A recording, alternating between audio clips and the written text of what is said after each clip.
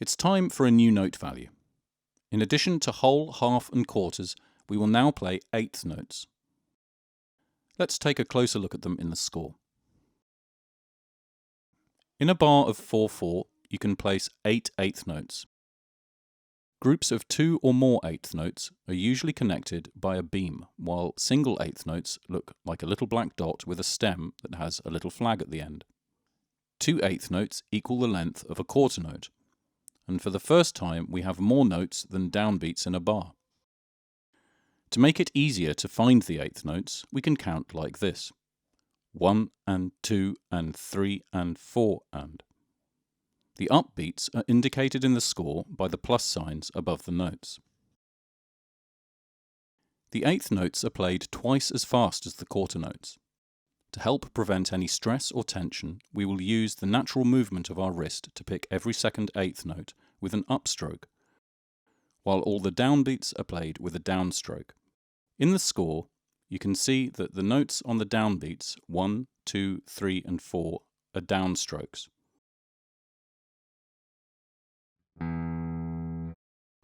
All upbeats are marked with a V, which is the symbol for upstroke. Make sure that the pick remains really close to the string for successful alternate picking. First, try this very slowly without worrying too much about accurate timing.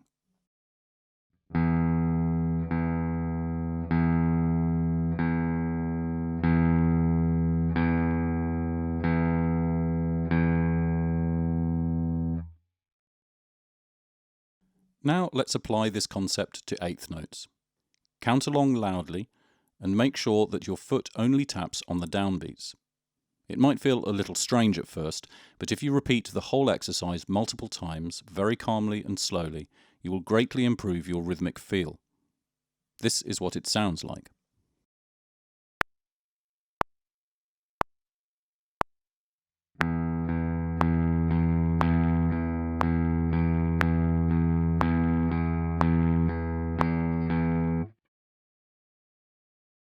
In the next song, we will play the note E using eighth notes. Make sure you use the alternate picking technique. All other note values should be played with a downstroke. The stroke direction is indicated in the score.